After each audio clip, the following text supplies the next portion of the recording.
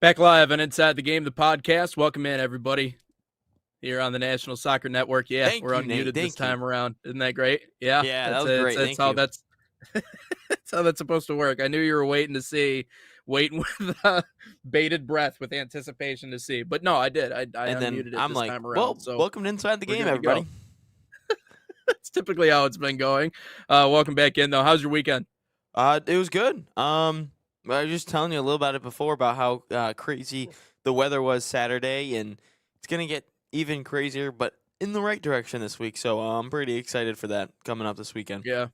My goodness, it's gonna get real hot over the weekend, and I'm getting everything ready for what summer sports are gonna be. I'm actually submitting the media guide today for minor league baseball and everything. So that's kind of my official notice. I mean, obviously once pitchers and catchers report, that's where it like kind of starts to Become really real. feel like, okay, yeah, like we're getting back to summertime. But obviously for me, getting all the paperwork done and signing all the things and get ready, and that'll be the part. And I think, and I have a sneaking suspicion, but I think that either opening day or maybe that first week that we're at home, we're probably going to get our rings, Oh, and we'll be able to sweet. do the whole ring ceremony and everything. So Can you that's bring my it on the hope. show when you get it?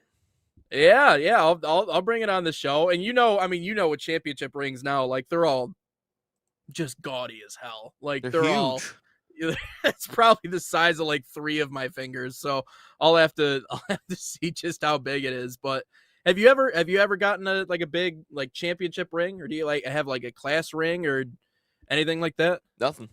Nothing. We never Nothing. had a class ring. I mean, that could have been also 2021, so maybe that was a whole COVID thing. They just like completely forgot about it. But no, I wasn't lucky enough to win a state championship in anything, so no, I can't. I didn't play college sports, obviously, so yeah, no, Yeah, I don't have yeah. a championship ring. Hopefully one day I can be a broadcaster for a team that wins a championship and does that. So, but yeah, no, I do Yeah. not have a. I've never seen. I've seen a couple. Because my cousin has won a couple competitive cheer state championships, which is weird. Mm. Like her high school has won like 14 out of the last like 17 Division 1 state championships in the state of Michigan for competitive cheer, which is weird. Wow. I think when she was there, I think they won like 9 straight. And then my cousin played football at De La Salle, and he won 2 state championships. So I've seen his. So I've only been a looker. I've never actually. I guess I shouldn't have said that. That could have been clipped for a bad thing. But I've only actually seen them, I should say. He's only a peeker, guys. Don't worry. Exactly. Let's let's move forward with this. Getting into our show here today. Welcome back in for another week, by the way, episode 240 here on Inside the Game. We got a couple of different people coming up here in the show. Here in hour number 1, Anthony Limbrick of Loudon FC is going to be joining us. He got to talk with us a little bit about what's going on with their side as they get ramped up for the season. And fascinating story with that guy, because he born in Australia but really grew up and came up in the English game. He was in England for a long time in his career and actually got to coach alongside, again, someone we talk about every day here on the show, and that's Mauricio Pochettino. So we're going to get a look inside of his mindset and what that team's doing leading up to the season. Also got Atletico Dallas head coach Peter Luchin, I believe is what it is, on tomorrow. So we will have him on, and again, continuing our look around the USL as they get ramped up for their season. We're also going to be talking a little Horizon League as well, their tournament getting underway. So Oakland U, who is, to those who don't know who Oakland University is, they are famously known for the team that beat Kentucky in the March Madness with the only Jack Golke. So they're getting their conference tournament underway. So we're going to talk a lot about that as well. But one of the fun things about you had this topic on here. Now, is this Olympics, or is this you're talking about soccer international breaks, USA players returning to their teams? Or was that Uh, already that was already left over from the yeah, last show, I believe? that was Oh, you with okay. the USA Olympics hockey team. That's That's what it what it is. was. But no, I will say this, which was really cool. When Anthony was actually at Southampton, as a part of the academy, that was when like OG Southampton was like really good. Ricky Lambert, Yeah. Adam Lallana, Luke Shaw, Nathaniel Klein, Sadio Mane.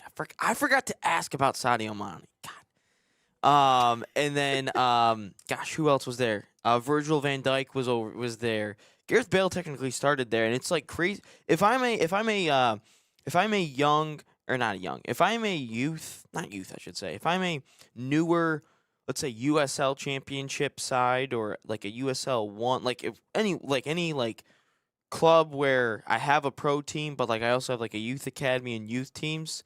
I want someone that a head coach that it has experience in that field, and that's exactly Yeah. what Anthony Limbrick has with Loudon.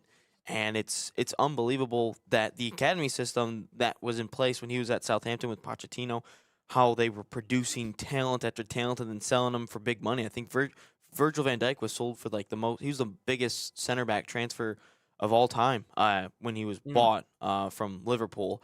But no, it's wow. when you're a USL Championship side or a USL League One side where you have an academy or a youth team, um, that goes a long way because you're almost like getting players for free. Like I know it's not free, obviously, but you don't have to pay any money for these players. And Loudon actually a couple of years ago had an American. He was like 17 or 16 or something like that. Actually, go over to.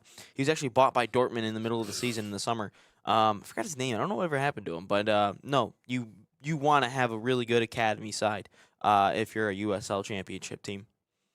I think more importantly than that, I think it just continues to feed the beast, if you will. It continues to feed the machine.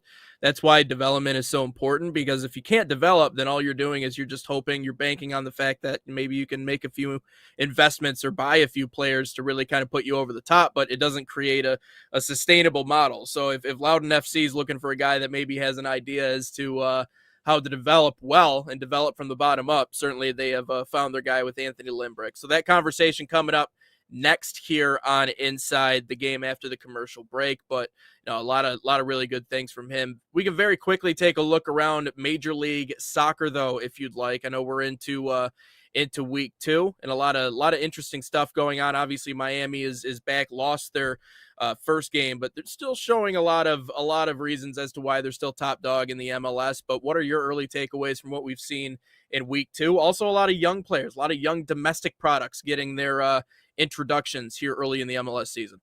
Yeah, this is the. I said this a while back, and a lot of people did not like me saying this about the MLS.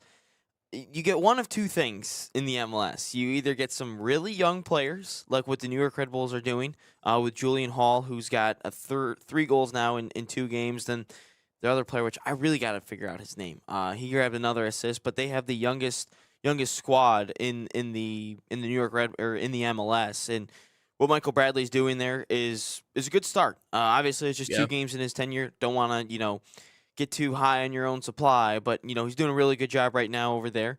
And then you think of I believe it was Real Salt Lake that had some youngsters that had some 18-year-olds Yeah. produce this weekend as well, academy graduates. But the MLS, you get one of two things in the MLS. You get one of two things. You get an older player that proved himself overseas, like a Thomas Mueller or a Timo Werner, who just recently signed and gets an assist on his first debut. And then you get a guy like Messi, or what you can get is a young 17 or 18-year-old like Julian Hall right now with the New York Red Bulls. You get one of two things every single time. You get a really young, hot prospect, or you get a veteran that has been around the league, not around the MLS, but around the soccer game overseas for years. You think of another guy like Heung-min Son. And I think we're starting to see that on full display in the first couple of weeks. We think of what the Red Bulls have been doing, what Real Salt Lake has been doing here in the early goings. And then you think of a guy like Timo Werner, who just stepped off the plane not too long ago and delivered an assist for San Jose. So we got the best of both worlds in this week. Red Bulls obviously getting another victory. A lot of people are surprised by the start that they've had and the way that they've been playing. But again, it's only 2 games for the Red Bulls. You don't want to get too think they're going to win the MLS Cup or anything just 2 weeks in. But it's been a very good start for them. Yeah, and I like Michael Bradley. I mean, I just think he's a good guy. I think he's humble too, and he's shown that. And I think people like that, players like that. They certainly like rallying behind that. No, I mean, I think they've looked really impressive. Some of the young products I'm just excited to see. Obviously, we've already talked in length about Kevin Sullivan, the youngest player to ever appear in a U.S. Pro sports game in Major League Soccer. I think that's professional sports in general. Maybe I'm wrong, but I think at I 16 don't he think is the the NBA or youngest. anything like that's had I don't. 16-year-olds. That's what I'm saying. So I think he is the youngest, but playing alongside obviously his brother Quinn Sullivan, as we've talked about on that Philadelphia Union team. Abed Vargas for the Sounders, who's looked really good. He's just 20 years old. He's one of the top ranked under 22 athletes. So there's a lot of different players in that 22 or under that I think are really exciting to watch here in the early season. But yeah, I mean some of the similar storylines. LA Galaxy looks impressive to kick things off. Not only their win over Miami, but then obviously just blew out Charlotte 3-0 too. So an interesting look. Obviously, we're going to have to wait a couple of weeks to see how things really start to shake out as the season goes along. But yeah, a lot of really fun, young, domestic American products that certainly we're going to be keeping a close eye on. Yeah, that too, and we didn't even mention the Dallas Cowboys of the MLS. That is called Inter Miami. Oh I'm yeah, just kidding. They actually win stuff, unlike the Cowboys. They actually yeah, win games. Shout out you, Jerry Jones. yeah, But no, Messi bounce backs with a brace. A lot of yeah, Messi's like big moments, have happened, and a lot of his aura moments have happened in El Clasico against Real Madrid. And I mean, he delivers again in a derby here against Orlando this weekend. A brace for him, yeah. and I think also Messi needed that too after what happened last weekend, where he walks Oh into yeah, the referee's locker room. Can't really be doing that, Lionel. You can't be really doing that. But you know what? He gets it done. Big victory, good bounce back victory for them. And no, it's good to see them bounce back and get a big win, and trying to repeat as champions. I know a lot of people probably don't want Miami to bounce back as champions, but I think it's actually better for the game if they're making deeper runs. Better for the MLS, that is. No, and I like Messi's response too, man. I mean, after getting painted that way and doing what you did to just go out and have a brace. I mean, that's how a vet, that's how the GOAT responds to being frustrated. So great putting it on the field and doing what he needed to do. But that's our look at the MLS and wrapping up week 2. Again, Anthony Limbrick from Loudoun FC coming up next on Inside the Game. Had a great conversation with him. But first, let's tell you a little bit about FC Bayern Summer Soccer Camps. They are a proud sponsor of the National Soccer Network, fostering football excellence across North America. Open to boys and girls of all skill levels, FC Bayern Camps deliver elite training inspired by FC Bayern Munich's world-class philosophy. Select your city and start a promising soccer path. Right now, save $30 on registration using promo code BayernNSN30. Again, that's BayernNSN30. Scan the QR code on your screen. Learn more at FCBayernYouth.com.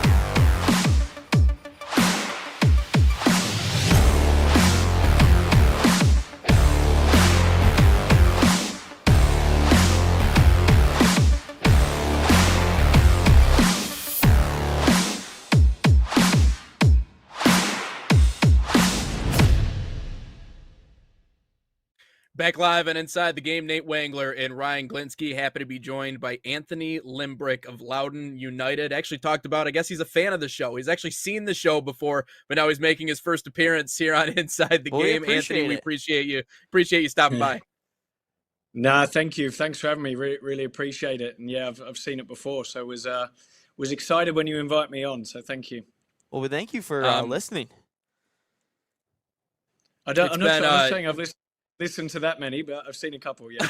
Well, we appreciate Just a any couple. time that you can give to hearing the inside the game, and we're happy to have you on.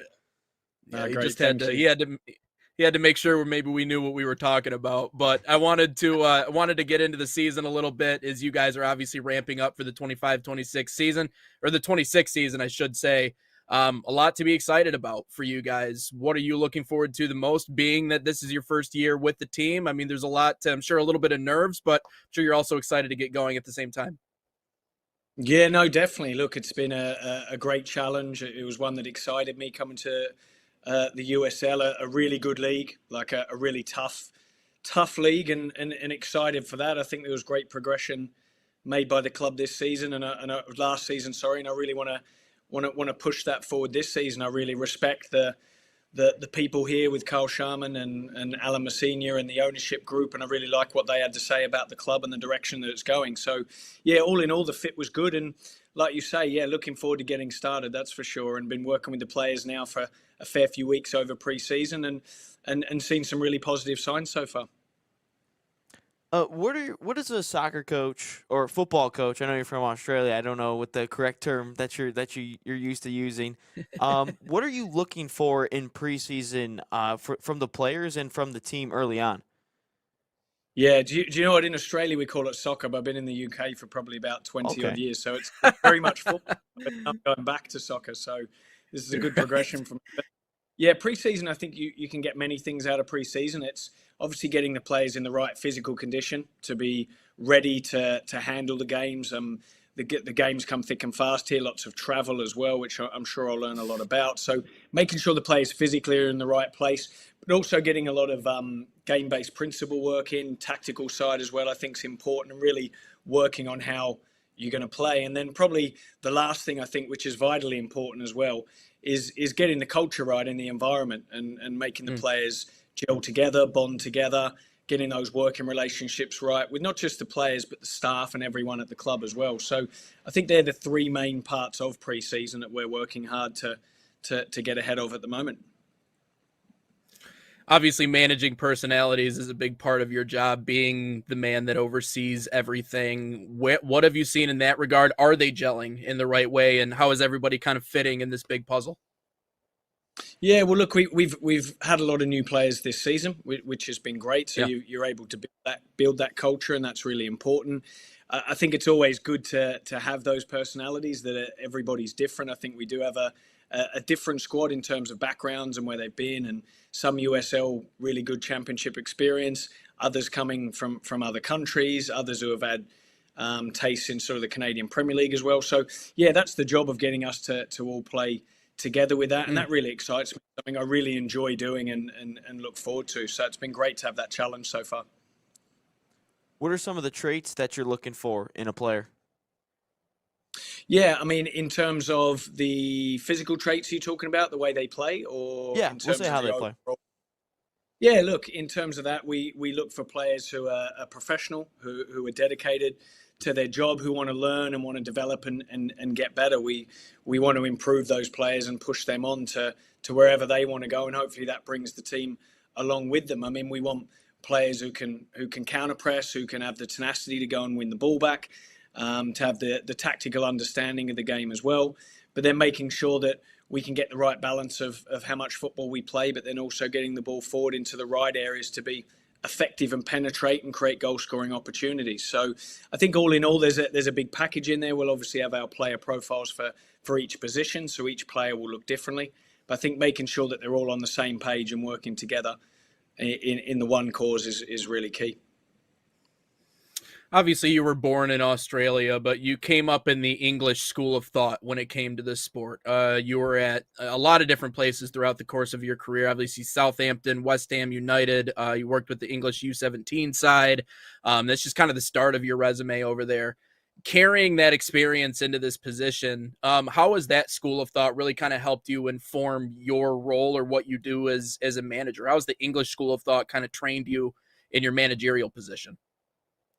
Yeah, well, I think I've had some really good experiences, not just on the English side, I would say, but on the side of having worked with some really good managers, working in great academies as well. And I think I always have development mindset when it comes to making players better and improving them as people. And I think that's really important. Make sure the person's understood first, and then you're able to improve them as a player. I think to have that bond and that connection with them and find out what motivates them first is the most important thing. So I think there I had really good times at, like you say, Southampton there with a lot of good managers, but working with some good, really good young players, West Ham as well, and then a little bit with the England teams, I think has really set me up to work with players of all different levels and abilities, but all different backgrounds as well. And I think that will really help me in this job. I mean, a manager once said to me, it's not my saying, but once you're a developer, you're always a developer. And I think that's really true, whether you're working with players, old players, whatever the age or experience they have. I really like the development side and making them better, which I firmly believe if you make everyone better in your team, therefore the team performs better and then gives you more chance to win games, because that's what it will be about.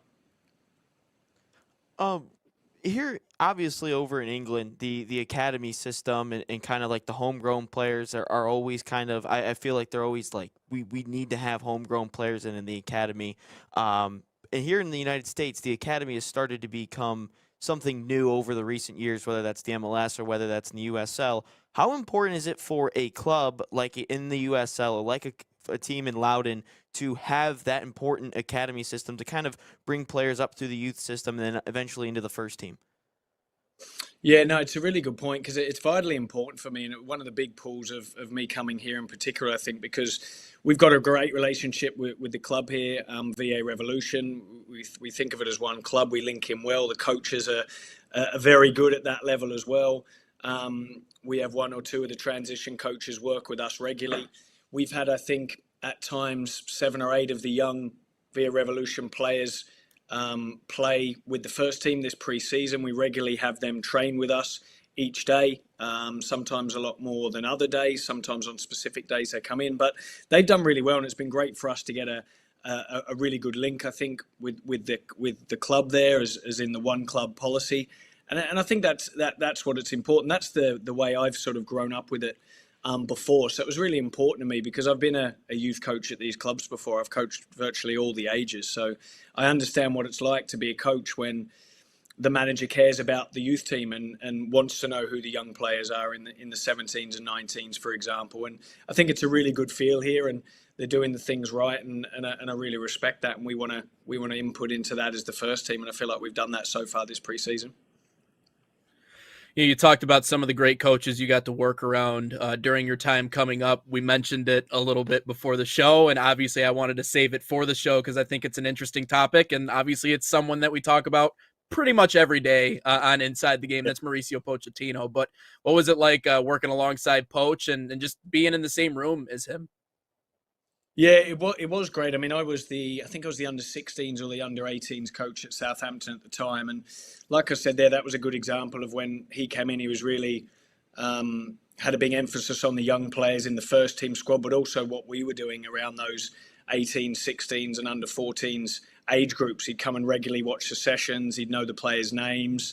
He'd introduce himself to the players, and he had a big impact on us with that sort of side. He was big into the development side, the individual development, and probably some of the things I talked about before had an influence on me in terms of that individual player development. But the way his teams played and the style I thought was really impressive. His training sessions were very intense. The players worked ever so hard, and it was different type of training than what we'd probably seen, I think, before in the UK. So to see him have such a successful career there at Southampton and then move on to Spurs and then obviously to Chelsea and PSG and teams like that, and then now to be obviously with the national team is amazing. And so yeah, I hope they do well in the World Cup this year.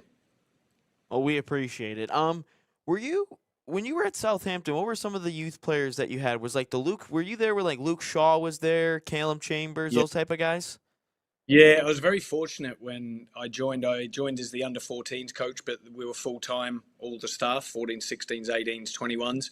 And I was regularly assisting the 18s and the 21 sessions, which was where Luke Shaw, James Ward-Prowse, Callum Chambers. James Ward-Prowse, played those three all together in the one team. Now, they were with the under-21s at the time. So I was able to get a good handle on seeing players at that level and the physicality of them, the technical detail that they had, the determination and the focus was great to see, and was a benchmark for me, really, coming through that system. So that was a great learning curve for me to see top level players and to watch their progression come through. We had a good relationship with them at the time, and they'd always still talk to us when they were playing in the first team, and that was really good. It was a good home, a good family club, Southampton. That was what we really liked about it. Everyone stuck together and worked together, and that was a great learning curve for me based on those top level players of what they were like coming through the system. Coming over here to the United States, obviously you get to see what the product here is in the US. And we've talked about it before. It doesn't really live and breathe quite the same way that it does in a place like England or really in a lot of places like Europe. What's the biggest difference in your mind between the product over there and what we have here?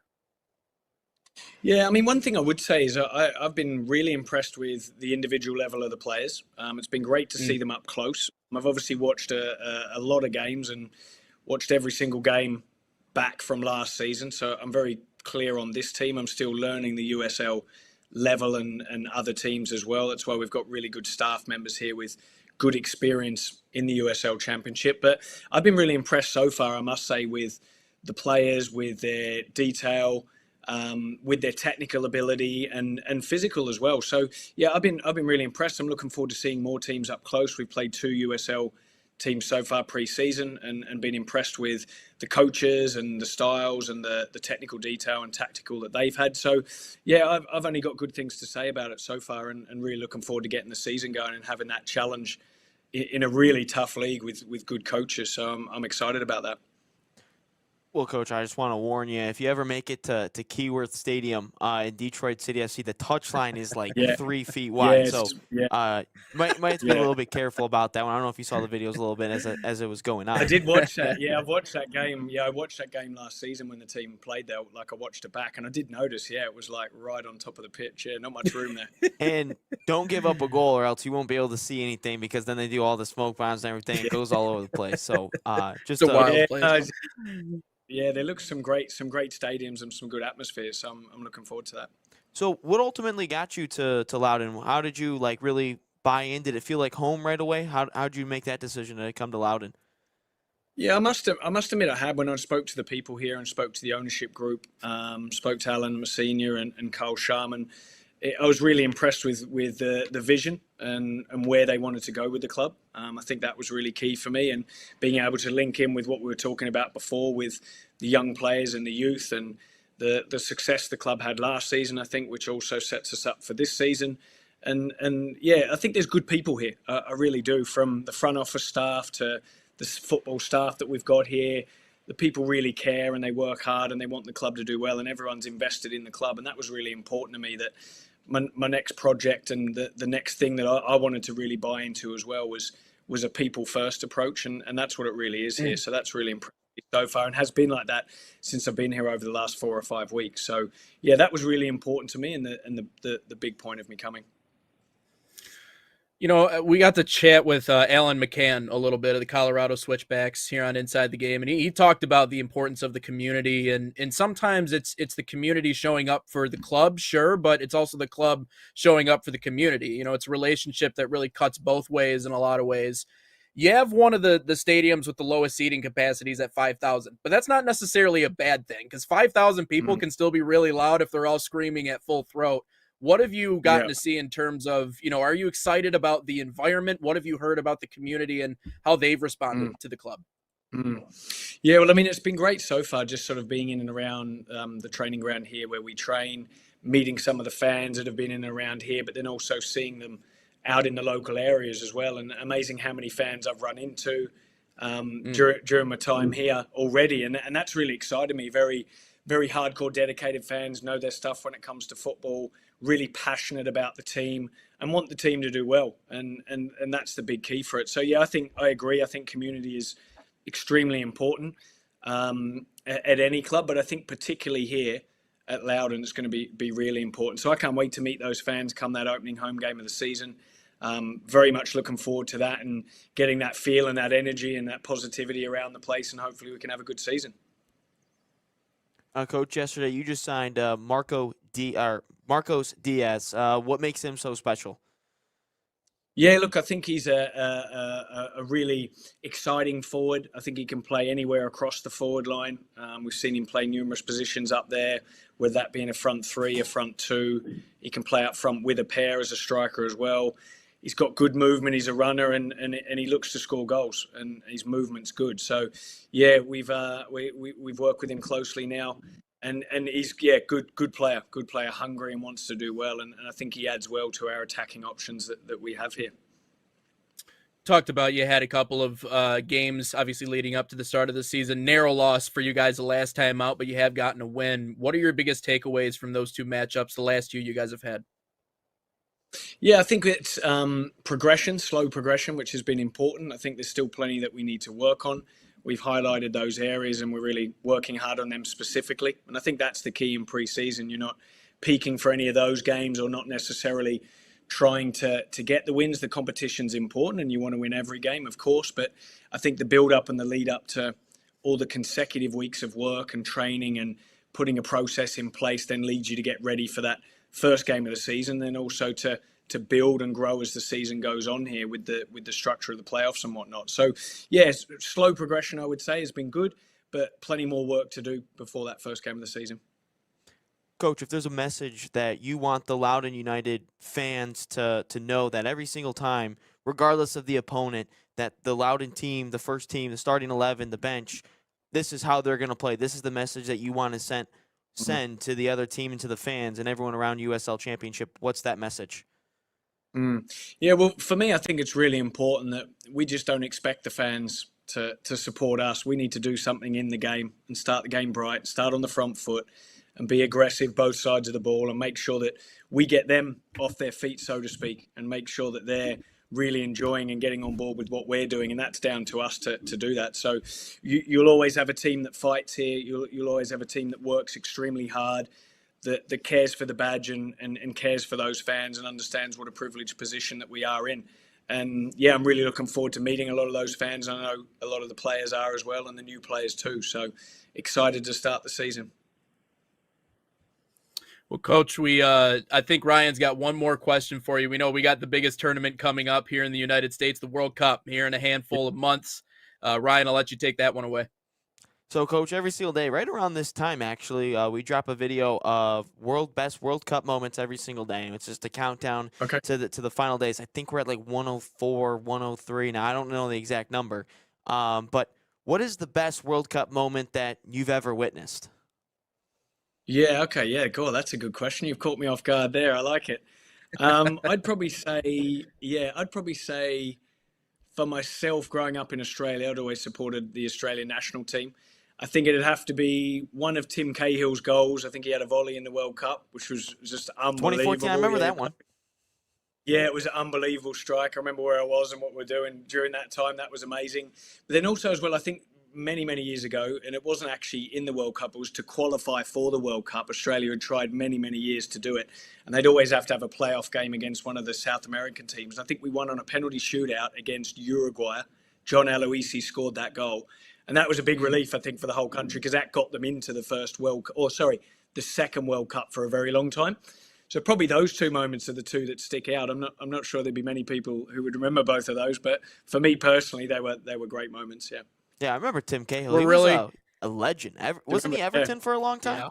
Yeah. That's right. Yeah, come through at Millwall and then played for Everton for a long time. Yeah. Well, we hope you don't get another one of those moments this year because we know who's in your group. It's the United States. Yeah, so, have your moment against someone else. I don't know. Just don't have it against us. Right. But thank you so much, Anthony Limbrick, for stopping by Inside the Game. No, thank you. Really appreciate it. Thank you. Experience the thrill of the game like never before with NSN's Game Rewind. Dive into full match commentaries enhanced with cutting-edge dynamic graphics, letting you relive the highs and lows of your favorite matches in astonishing detail. Whether it's a championship win or a legendary play, NSN Game Rewind bridges the past and future with a broadcast experience designed to captivate. Call 586-304-4405 and start watching today.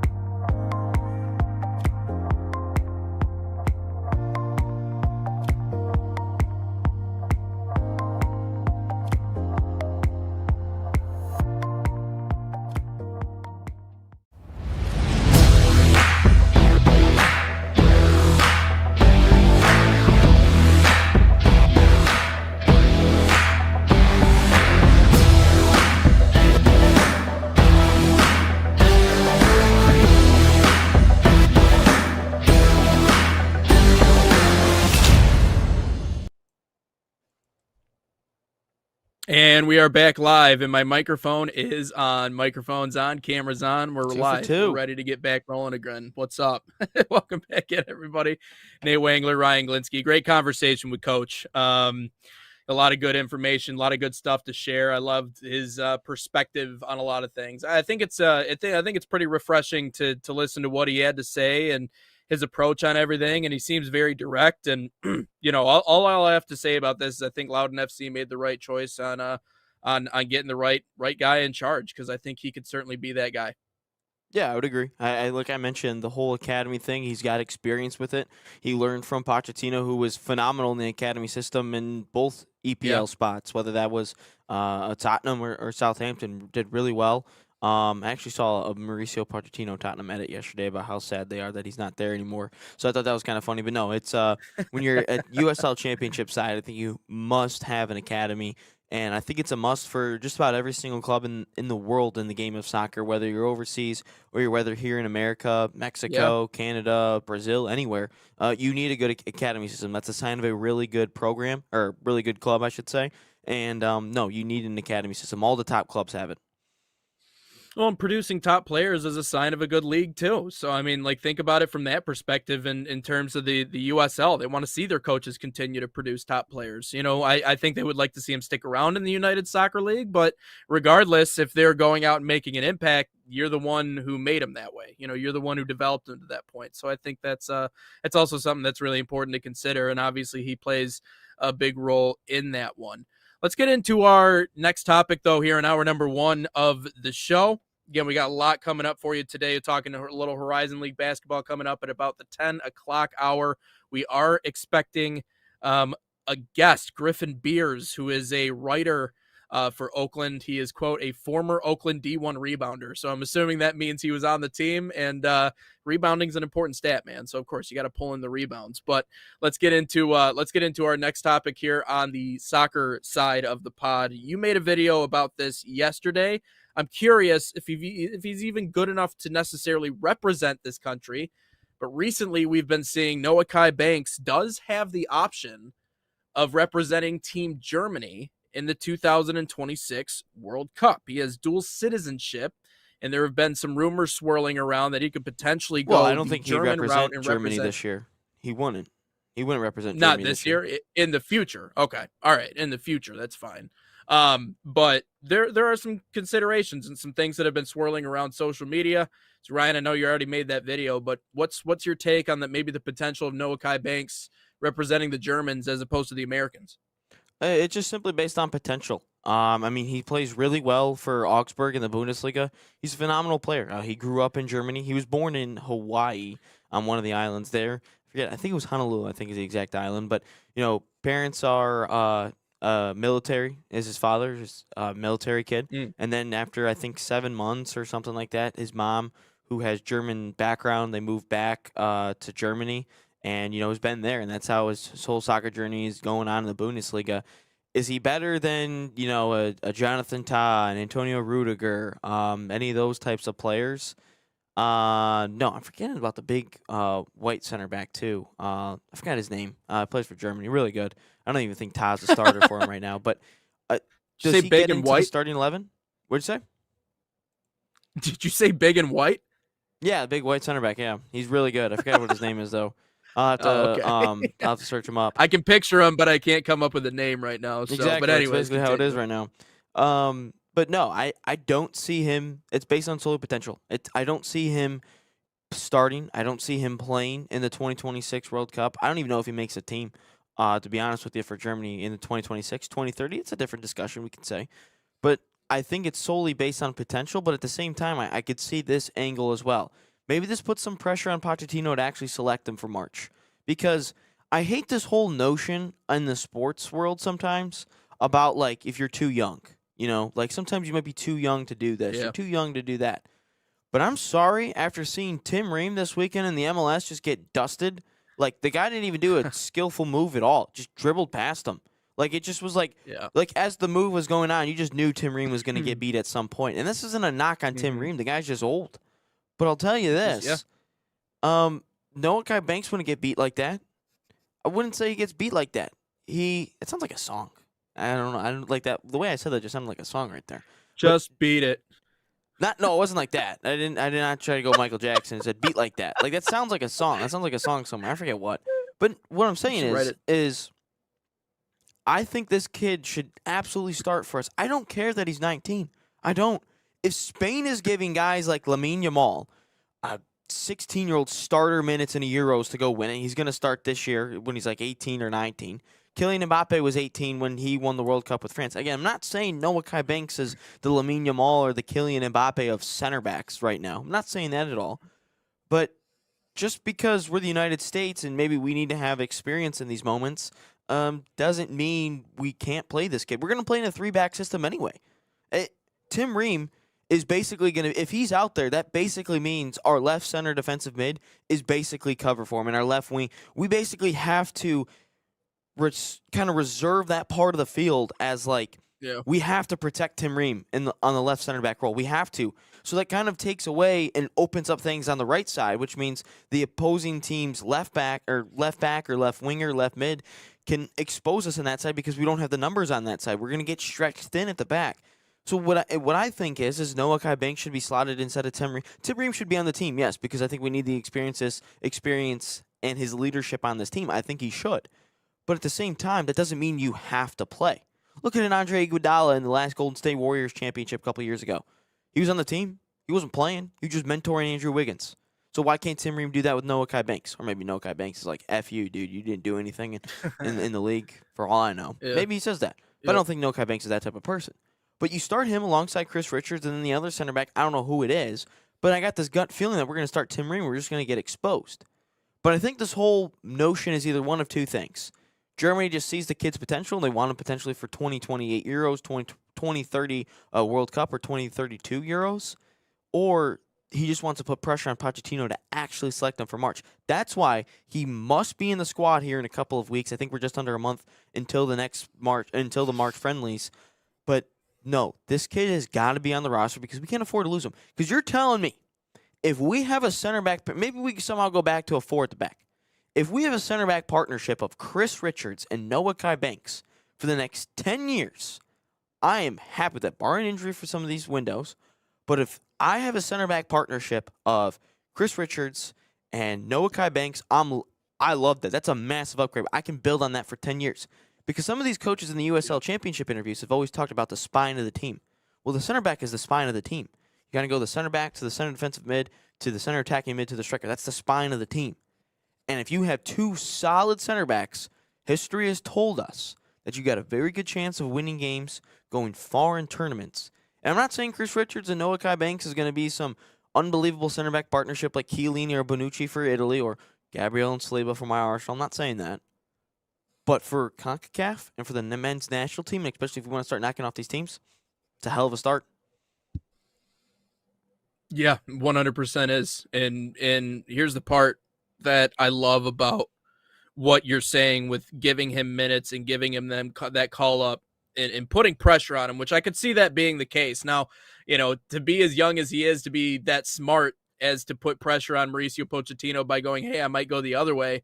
Brilliant if he did. Maybe it was his agent. Maybe it was someone else that gave him that idea. But I like it, and here's why. The reason why you always see sometimes international teams maybe go younger, and I like the idea of going younger, is because, number one, he has all the tools. He has the skill set. I already said on social media that the kid's a freak. But I think more than anything else, there's a certain fearlessness that comes with being that young and being in a situation like that, and the durability and the physicality and just the legs to be able to hold up over that span of time against sides that are going to essentially pelt you. Like they're gonna wear you down. You need to be able to have the legs to hang with those teams. And so you're right. The veteran leadership of someone like Tim Ream, but also the youthfulness, the energy, and the promise of someone like Noah Kai Banks. You have to, as a manager, have that level of trust in you that he's going to be able to go out and do what he needs to do, and that you can trust him in big time spots. Because if you can't, then again, you're going to lose him. And so the other side of the coin when it comes to this conversation is when it comes to he's kind of torn on where he wants to represent. And he talks about that in the ESPN article. He goes, I have allegiances in both places. Like, this is not an easy decision for me. It reminds me of, talk about a Red Wings legend in Brett Hull. The kid was born in Canada. I say kid. I mean, he's very The much guy, older than the me. player. But when he was born, the guy was born in Canada, but he grew up his entire life in Chicago. And so when you grow up, especially as a kid, and all of your formative memories, everything that you remember as a child growing up is in a completely different place than where you were born. I can see where there are connections to both sides of the aisle here. Obviously, he probably has family in the United States, has family in Hawaii, but everything that he did and everything that he learned about the sport came up in the German school of thought. So it would seem like a natural progression for him to want to be a part of that German school and to be a part of the place that he grew up playing in. So this is why I understand why he's a little torn. But if the question here is he good enough to play on the U.S. men's national team senior team right now? Absolutely, it's yes. And so you're right. We'll have to see exactly what direction Mauricio Pochettino goes, because I like youth for the World Cup. I like youth for international competitions because of just how physically grueling it is. And again, there's some sort of a benefit to sending a 19-year-old out there who doesn't realize that he probably shouldn't be out there right now. But he's just going to go stick his nose in everywhere and do what he needs to do. And maybe he blends well with Chris Richards and the rest of the group. So, no, I could see. I didn't even think about it in that way, putting pressure on Mauricio Pochettino. But that could very well be the case. But I can also see the other side of the coin where, listen, man, if I grew up my whole life in a country, that's where I'm sure of a lot of his allegiances are. And so, yeah, it's just kind of the way I see that. I think you bring us some good points about, being there for such a long time. But at the same time, we've seen a lot of dual nationals, which I think, by the way, is a really good idea. I really like the idea of dual nationals because you have some countries that just have, so many good players where, the world doesn't even get to see a handful of solid players on the world stage. I think of, Jamaica sometimes with Damari Gray and Mike, what was his name? West Ham striker Michael Antonio, who both went to play for Jamaica just because they can't break into the England side. I'm not saying they're world beaters, but they're good players, and they get to go to Canada instead, or Jamaica instead. But I'm looking at it, and you gotta keep this guy. Like, we haven't talked about what does this mean yet for the men's national team. If we lose this guy, we're cooked. I'm just kidding. I'm not saying we're cooked, but it definitely hinders our chances in the future World Cups. We need this guy on our side. We need him. He's a baller. When you're playing at 19 years old in the Bundesliga, the amount of minutes that he's putting in and playing, I want him. I don't care about experience with Tim Ream. I don't care about, maybe Miles Robinson has played longer in the MLS or something like that. I could give two shits. The kid's in form. He plays week in, week out in one of the toughest leagues in the world. And guess what he's doing at the age of 19? You're telling me this guy who's been to Allianz Arena or Signal Iduna Park, which is considered one of the toughest places to play, but he can't do it at MetLife Stadium in New York? You're telling me he can't do it there? That's what it is? No, this guy needs to play. He's a bona fide stud. This kid has all the makings and all the tools in the world to be a solid center back. Am I trying to say he's going to become up the next Maldini? No. That's a completely different story. But for the U.S. men's national team, if I'm going based on potential, this kid needs to be it. And there's been a couple scares in recent years of, Gio Reyna, for instance, could have been an English international, but decided to come to the U.S. instead. Pulisic could have played for Croatia for all we know. There's certain players that could have played for different national. Musa could have played for England. But, he actually scored his first goal in Serie A yesterday, so shout out to Yunus Musa. But no, it is nice. We need all the players that we can. We aren't a soccer nation where we can just pick and choose players, at certain ages. We're not there yet. We haven't gotten to that level of our soccer careers in the United States. We haven't gotten that far in our soccer history to be picking and choosing players. This kid's doing it in a top league. Week in, week out, we need this guy. I'm not saying the men's national team's just going to falter if we lose this guy. I'm not saying that. But it's going to take a big hit in terms of where we want to eventually be, which is to win a World Cup, win a Copa America. And I think with this kid's potential, next to Chris Richards, it's going to be unbelievable. I'm just saying that. And I think if we're trying to take soccer serious, we need to get this guy on the side. We do. We need the youthfulness, we need the energy, we need the talent, we need the skill set. And if anything, USA Soccer can do themselves a favor by telling Germany, "Hey, thanks for developing this kid from the bottom up. We're gonna take him now, and we'll take him from here, and he'll be with us." And it's okay to think. It's okay to think a decade down the line. It's all right to think about that because it's a very real thought that if you lose out on someone like Noah Kai Banks, you lose out on a very key piece, a center, a cog in the machine, because that's the biggest part, right? We're starting to get that 11 is becoming more solidified now than it ever has before in our country's history. Like, yeah, we've had our collection of players that we knew were going to be there and contribute. The Dempseys, the Donovans, the Howards, like we knew we were going to get those guys. And even now, yeah, we got a collection of guys that we're pretty confident are our guys, the guys. You know, you could say Adams and Pulisic and Balogun, but as that group continues to develop in season, Weston McKennie, as that group continues to develop in season, we're getting a better understanding of who our actual 11 is. And I don't think Noah Kai Banks, if he's not right there right now, he's not far off from being another one of those guys, like the guys for us. So no, there's so much to love about his skill set and what he does. And it didn't even cross my mind that he could potentially go the route of representing Germany until it was recently brought up. And if Mauricio Pochettino is anything like the remainder of U.S. men's national team fans, I'm sure he probably has been thinking about that the last couple of days. Like, oh, you know, I didn't even think about that. Like that's a very real thing. So, and the other thing is too, Ryan, is that this window leading up to the World Cup, this is the time where, like, if he goes out and he falls flat on his face, well, then so be it. Then we revisit it in a little bit. But what if not? You know, what if you put him out there and he does do really well? What if he goes out there and he does make a special play, or he does prove that he can hang, even if it's not necessarily against the best options on the other side? Then you know what you have. Exactly. Not saying they don't already know what they have. I think they're pretty aware of what they have in Noah Kai Banks, but you gotta continue to give him calls, and you just have to let him know that you see him, you see his potential, and he's gonna be one of your guys, one of your main guys moving forward, not just another one on the roster. Yeah, I'd agree. Just a couple quotes real quick. Before we get Griffin Beers on in a couple of moments.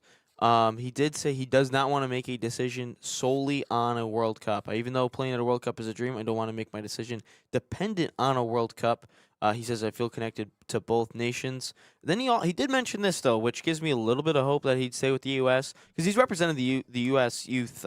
He's represented the U.S. men's national team at the youth level all the way up to senior level, obviously. He says, I really enjoyed the camp, to be honest, because I thought as a young guy maybe I would get treated differently.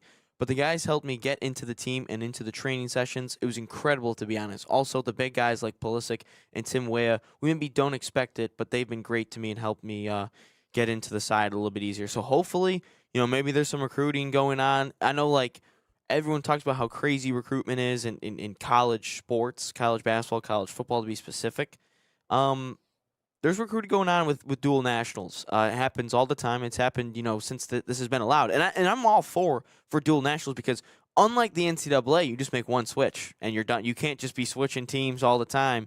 Once you make that decision and you make your senior cap, you're there stuck for the rest of your career. Unless for some reason you probably choose Russia to be the country to represent, and then maybe you're like, well, I don't actually get to represent anything at the national level. So get on the front lines. Exactly. So no, I think that we need to keep this kid, and this kid's a stud.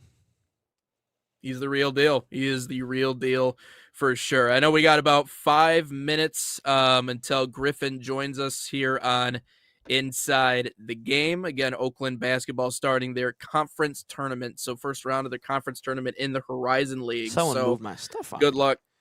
Good luck to the boys over at Oakland. Someone move your stuff all right. Oh, boy. What are you looking for? What are you missing? My reads, the commercials. I knew it's Barca coming up, but I just had to double check. Sometimes I got to double check to make sure, and I couldn't find it. So luckily it got moved for a second. We do have Barca coming up. So I know we got him in about 4 minutes here. I guess we can rip through a couple of comments until he comes on and then maybe bring him on and see what we got going on here. No, he said he'd be on about 9:58. So let's go. Oh, 9:58. All right. Commercial. All right, let's do it. Barca Academy, proud sponsor of the National Soccer Network and the official academy of FC Barcelona in the United States, designed for boys and girls ages 6 to 18. Barca Academy camps follow and replicate the FC Barcelona game model. Same philosophy used by Barca's professional coaching staff. Right now, you can save $30 on registration by using promo code FCB30, and that's FCB30, or scan the QR code on your screen. Find a camp near you at fcbarcelona.us/camps.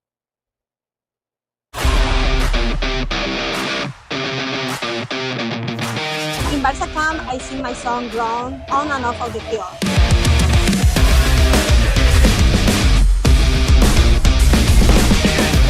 Don't miss the time to register. Sign up now for Barca camp.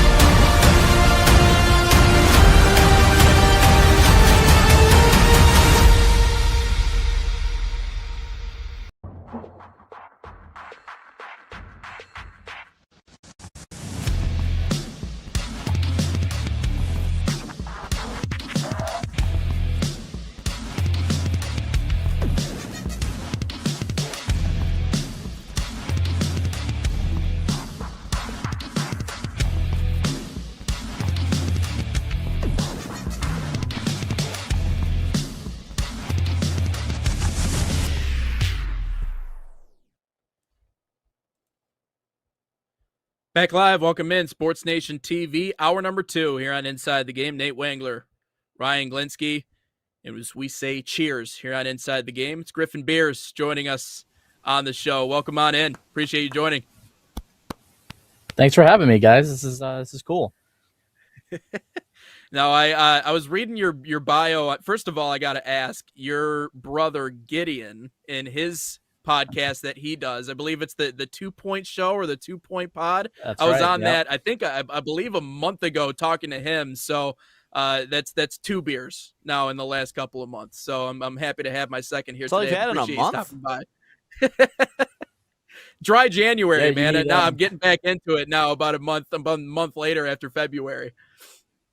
There's 6 of us in the family, so you need 4 more for the whole 6-pack. 4 more beers.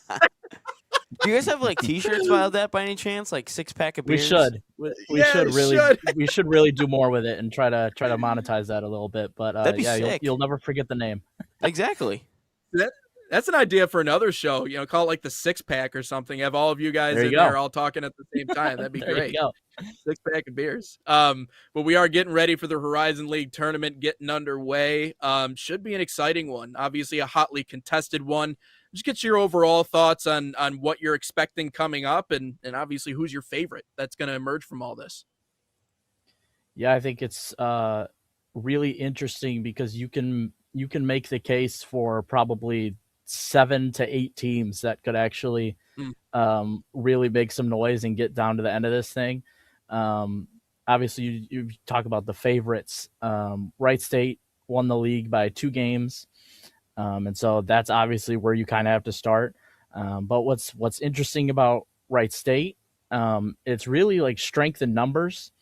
And sometimes, you kind of need like a star at the end of the game to go get you a basket or go win a game for you. So it'll be interesting to see how they kind of handle a tournament setting like that. They also have 2 freshmen that are in their top 6 guys. So Wow.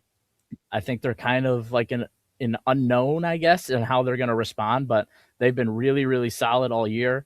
And then I think the hottest team in the league is the 2 seed Robert Morris, who's really come on. They've had a couple guys that have really started to make shots.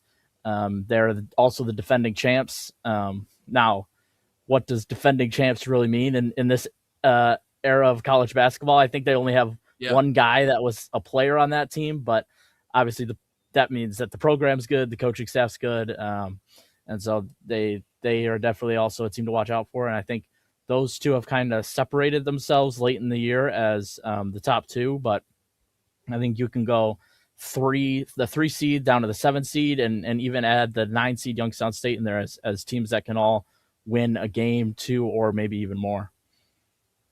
Griffin, I feel like this is the only basketball tournament, I could be wrong, in Division I that you have home games. Like in the play-in and then the first round, you actually have home tournament games. How important is it to secure a home court advantage? And if there is there actually a massive advantage in that for these teams? There is definitely an advantage to having the home game. And I will say a lot of the smaller Division I conferences have home games and actually have home games all the way through. Okay. I know that a lot of places don't trust like smaller fan bases to go travel to a neutral Makes site, sense. right? So you want to have that home atmosphere, and you know that your championship game is going to be on national TV. So a lot of those smaller conferences don't want 100 people in the middle of nowhere and have that be their showcase, right? They want this sold out stadium where everyone's going crazy. But yeah, it's definitely an emphasis at the beginning of the season for coaches. Like, hey, we want to be peaking at March. Our only goal is to be a top 5 seed, so we get a home game. And this year, there's also the bracket is really interesting if you look at it, because there's a play-in game, and then there's that first round, and then in between this round that's going to be played, the first round and the semifinals, there's like a second play-in game where the 2 worst remaining seeds have to play another game. So not only was the top 5 seed an emphasis to kind of get that home game, but a lot of coaches really were pushing, we got to be a top 3 seed so we can avoid that second play-in game. So I think you make a great point about home games are ultra important. There was a stat a couple years ago before the format changed. It was really just the top 4 got like a quarterfinal home game. And the first 4 or 5 years that they went to that format, it was something like either 11 out of 12 or 15 out of 16 of the home teams won that quarterfinal game. Wow. So yeah, that's definitely a big emphasis. Yeah, and obviously home court advantage matters. I feel like in basketball more than any other sport, specifically college basketball. I wanted to talk about one of those top 5 teams you were mentioning, and that's the Grizz, Oakland. Greg Campy, Tom Izzo's good friend, really tested this team in the non-conference. I feel like more than anybody else this season. Still one of the top scoring offenses, despite what was a rough stretch down the stretch here. What is your take on Oakland and what they're able to do going into the postseason? Are they battle tested? Yeah, before I get to that, I would like to say I popped in a little bit earlier, and I heard you tease me, and you read my bio as former Division I rebounder. That means I was a student manager. Okay. That makes sense. I didn't know. Okay. I thought it meant you played. That makes sense. The 5'7" guy who can jump about 10 inches high was not in the paint grabbing Division I rebounds, but yeah, I'll just clear that up for you. But I'm flattered that you saw my profile and were like, hey, that's a Division I basketball player. You should have made it say, like, you should have said, yeah, I played under Campy this year. Like, you should have just went on with it. Exactly. Just rolled with it. Yeah, I wouldn't have like looked it up. Yeah, that's funny. But yeah, Oakland, for a lot of the season, they kind of looked like the team to beat, actually. They won 10 of their first 13 league games. I believe they were sitting at 10-3. And then the wheels kind of started coming off a little bit. They couldn't get stops. They couldn't score at a high of clip as they had been scoring at. And we have seen some signs of life in the last 3 games. They've won 2 of 3. They've scored into the 80s and 90s in a couple of those games. So kind of maybe starting to come back around, but it'll be interesting to see what kind of Oakland team shows up, because this team that played Michigan State tough, played Purdue tough, won all those Horizon League games, is in there somewhere and is very dangerous. So if they show up, they are definitely a team that can get to the end. I like how you didn't mention they played Michigan tough because they didn't. Just saying. I like They did that not. But I want to talk to you about UAD real quick. They, of course, beat Oakland on Saturday, which I think I forgot the exact number, but it was like 20 out of like 26 times or something like that. Oakland has beaten UAD. Yep. I think that's what Neil said. Yes. But they are a 3 seed this year. And I found the bracket for you, so I'll put it up on the screen here in a little bit. But how in the world did this happen with U of D? They're a 3 seed. It felt like a couple years ago they were like they didn't win a game. Then you had the one guy storm the court. Like there was one fan that stormed the court after the first victory. Like what has that turnaround been like for U of D? Yeah, that's a great video, by the way. If someone out there hasn't seen that. But yeah, it's so Mark Montgomery is their head coach. He took over last season, and he has really put in emphasis on recruiting Michigan kids and recruiting high schoolers, which is a lot of coaches are not doing nowadays. And he's been getting those guys in there. And if you look at their roster, you look at their top contributors, they are almost all from the state of Michigan, which means that you look at like the Oakland-Detroit game in particular, like that means something to them. Like they grew up around this rivalry. They know what it's about. They know that it's a big deal. And so they could go into a game like that and play with the intensity that it needs and win a game like that. And I think you've seen them grow as a team a ton. You've seen a lot of guys step up over the course of the year. 2 Michigan guys, TJ Nadeau went to Detroit Catholic Central, and Tyler Spratt, who went to North Farmington, are 2 guys that have really stepped up and been huge contributors down the stretch. And then their top guy, Orlando Lovejoy, is also a Michigan guy. So they've done a really nice job of building a program, of keeping a nucleus of guys together. And they've been a really great story. I think Mark Montgomery certainly has his name in the ring for Coach of the Year in the league. It is another fascinating, and really this top 5 is just across the line. You look at all the teams. The 2 that stand out the most is in terms of the biggest shocks, obviously, as Ryan just said, UDM, but you can't ignore our good buddy Doug Gottlieb over at Green Bay and what they've done from just a season ago. I mean, his freakouts are great social media moments, but you can't say he's a bad basketball coach because clearly he's done pretty well. I mean, you have 4 different players right now that are averaging double figures, make up about 70% of the team scoring. I think the one alarming thing about Green Bay is they don't have much of a bench. I feel like they're not the deepest team in the league. They rely on a small group of guys to get the majority of their scoring and their offensive output. Do they have the legs to be able to make a run, not only in the conference, but in the dance if they get there? Or what is your takeaway from what Green Bay has done this year? To make a run, sure. To get over the finish line and win the whole thing, I would be skeptical of that. But I was also skeptical that they could be out of the bottom 2 or 3 in the league this year.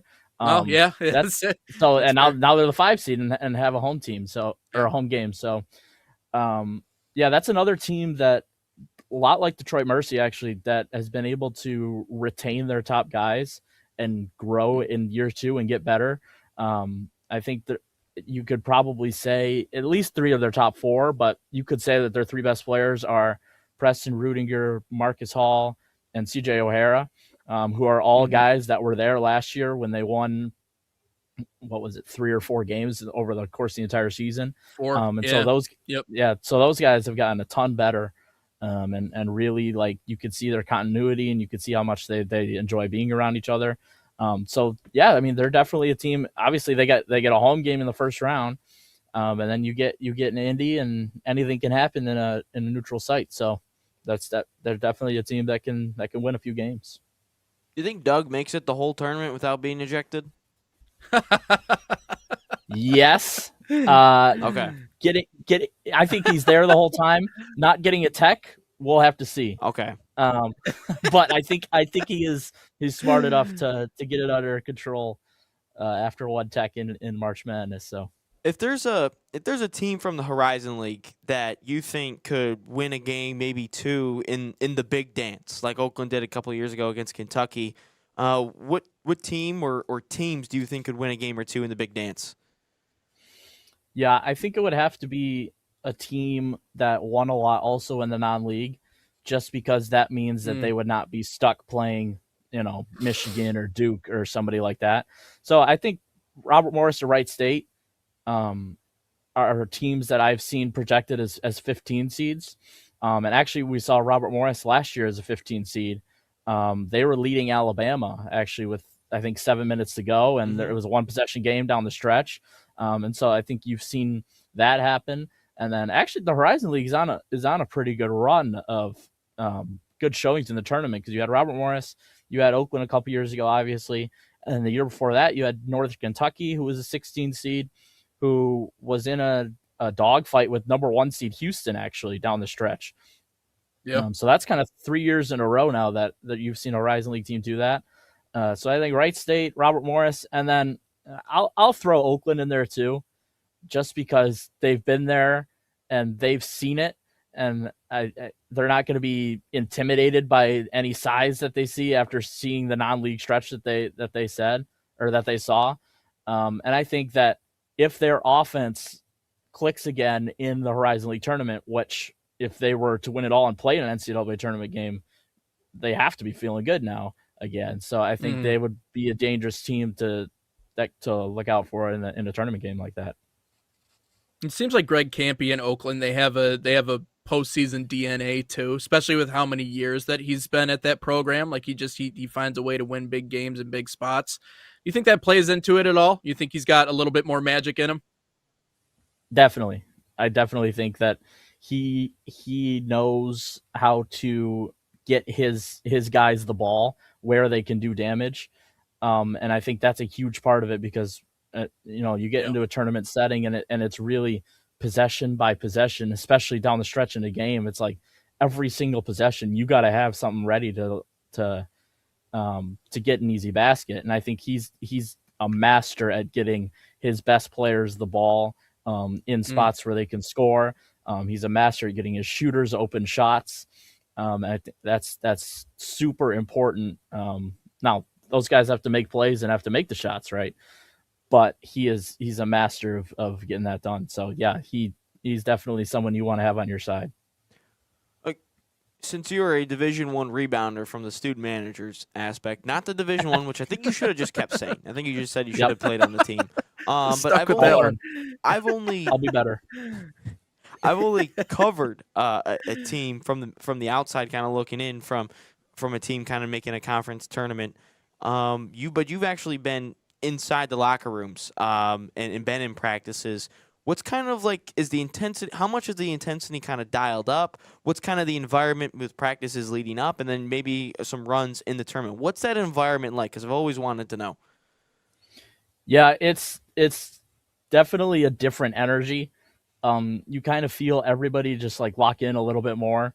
And like that first practice after the regular season ends, there's just like a different vibe. Like you kind of feel like, I think kind of after senior day, especially, you feel those guys that are seniors that are like, they kind of have that moment like, oh shoot, like this is really it. Like it's put up or shut up time here. Like for me, like I can't play college basketball again after this. Yeah. So you really feel the intensity in practice, like go up, even like just around the hallway and stuff. Like everyone's so locked in about what they're doing. Oakland is a place where, as they get later into the season, practices get way shorter. So it's not more of like try to perfect everything, and go have 3-hour practices at Oakland. But it's more of just like let's have high energy, let's have high intensity, let's really get the vibes going right. So we can be feeling good. Like we've done our work over the course of the season. There's nothing more that we can really do to like improve a ton right now. It's just we gotta be feeling good and we gotta go make plays. So yeah, it's a cool thing to be around, definitely. I'm gonna put you on the spot. I know you're a professional. I know you're a journalist. That means you have to have journalistic integrity. But I'm gonna put you on the spot here with this one because I'm curious. Pick one team. Who do you think's gonna end up being the champion of the Horizon League this year and making their way to the big dance? Yeah, I'll say Oakland. And Hey, mama guy, that's a smart I choice. yeah, I promise that I do not pick Oakland every year. This is my 4th year of doing of covering the team for a place called the Rise Zone Roundtable. And so this was the first year that I actually picked Oakland to win the regular season. Obviously that didn't happen, but I am very high on this team's ceiling still. And I think that once they get into this setting, I think you saw like during that losing streak and in games that they lost, I think a lot of it, and maybe it's not the sign of a great team that can just flip the switch, but I think a lot of it was like they kind of get bored on some possessions. They have a couple of guys that aren't in the right spots defensively, and they just give up too many easy baskets. And I think in this type of setting, I think it'll really help them stay locked in, do a lot of the little things. And I think the ceiling of this team is higher than anybody else's. So I'll go with the high upside play here and pick Oakland. My Okay, guy, I like it. I will say, my roommate of like 3 years, he was a massive Kentucky fan, and that upset. Like I said, I've never seen him actually like crash out about a sporting event ever, and I watched it. I was like, dude, this is awesome. Like Oakland's gonna do it. Yeah. But my last question for you before you head off and are probably a busy man for the next couple of weeks covering this I thing. hope so. I hope it's a couple weeks. Yeah, exactly. If you had one concert to go to, dead or alive, who would it be? Ooh, concert. I would probably want to see, and maybe the picture behind me can spoil it. I thought it was.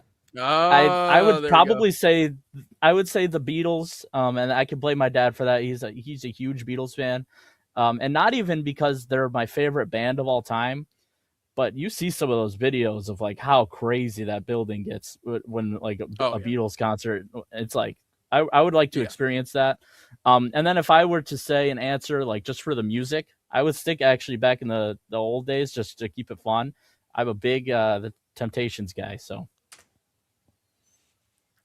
You just There we made go. Ryan's I like that. day. Okay. Made Ryan's day, right? Ryan's That's awesome. Yes. That is loves awesome. the Temptations. big time Temptations guy. My family. One day a couple years ago, we went to the Motown Museum in downtown Detroit, and Fabulous. that place is awesome. And I don't mean to brag, but I have technically seen the Temptations play. They did halftime of a Pistons game like 10 years ago, and you know those 70 or 80-year-old guys are out there. But yeah, I would love to go back and see the prime Temptations go to work. So Griffin, really you don't cool. understand how happy that has made me. I've asked this question like 10 plus times, and everyone says something completely different. We've heard Justin Bieber on this thing, and I'm not a big Justin Bieber guy, but the Temptations, my favorite band of all time. I've never seen them live. I'll probably never see them. That's why Francisco Lindor is my favorite baseball player of all time. Never seen him hit one time. Never seen a live at bat, but he comes up to My Girl.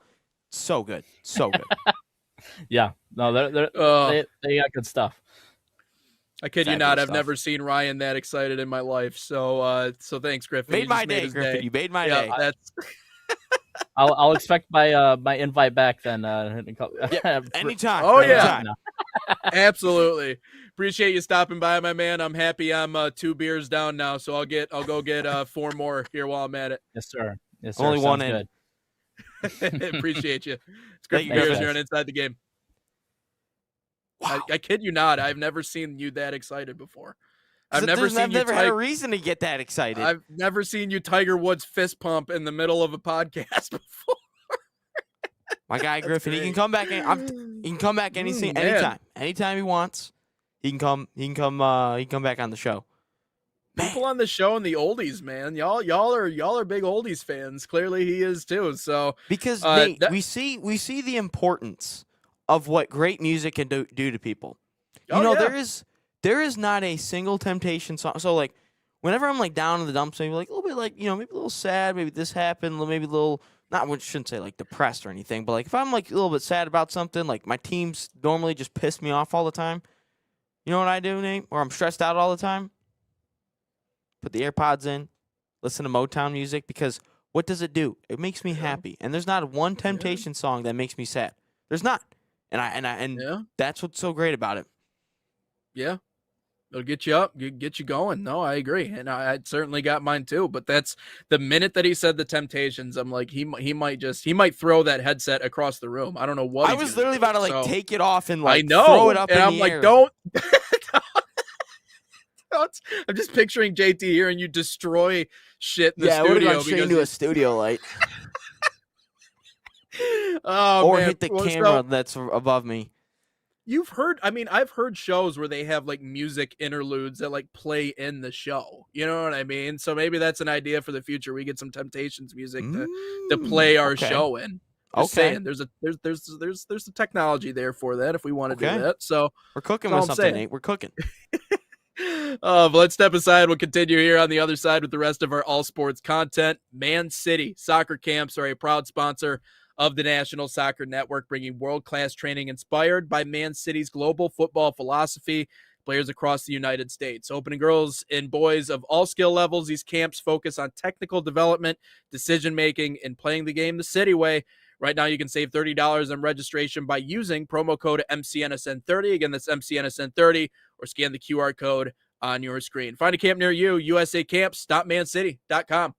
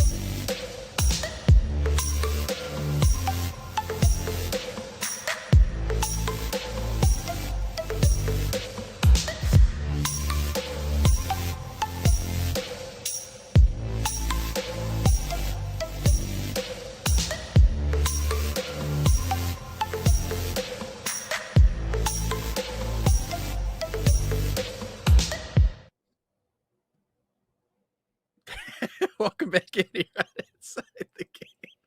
I just told John, I said, Griffin's allowed on the show every single time. And he's like, oh, why? I was like, there's a reason why. There's a reason. Don't worry about it. All right. That's funny. That was a quick cutout from commercial, man. We were right back. Bam, we're back in here. So welcome back in here on Inside the Game. It's talking a little bit more about our all sports content. Hey, man, we're into March. We got March Madness coming up. Obviously, we're talking about conference tournament action in the Horizon League.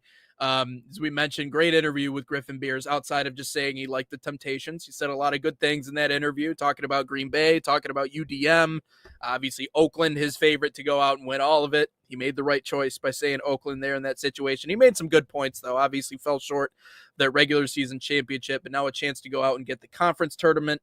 But Michigan yesterday, big road win on the road in Illinois, actually 2 days ago in Illinois, but ended up suffering what could be a somewhat serious injury for the team on down the stretch. LJ Kaysen out with an ACL tear. So not an option for Michigan anymore. They did end up getting the win at Illinois. They end up winning the Big Ten outright. So they end up getting the regular season crown. But I mean, obviously we know the biggest ones on the road, and LJ Kaysen out with that injury. kind of scary for Michigan. But I mean, how important is it to them? I don't know. You tell me, Ryan. So I'm still riding this high that Griffin you're just said. And I made a video during the Anthony Limbrick interview, and I made something about like officials and how bad the Prem refs were this weekend, and people be commenting they don't like what I had to say. So that was pretty fun.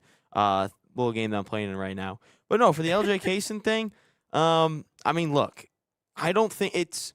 Because I went to go compare this to, like, Isaiah Livers. Because ultimately in 2021, like, I feel like if Isaiah Livers is there, they beat UCLA, they go and make the Final Four. I don't know who they would have ran into, but they would have ran into a Gonzaga or a Baylor. I don't think that Michigan team beats either one of them, but it's a Final Four nonetheless. Gonzaga, obviously. I should have known that. I made the video yesterday. Yeah, it's Gonzaga. The Jalen Suggs buzzer beater to beat UCLA after Juzang laid it up.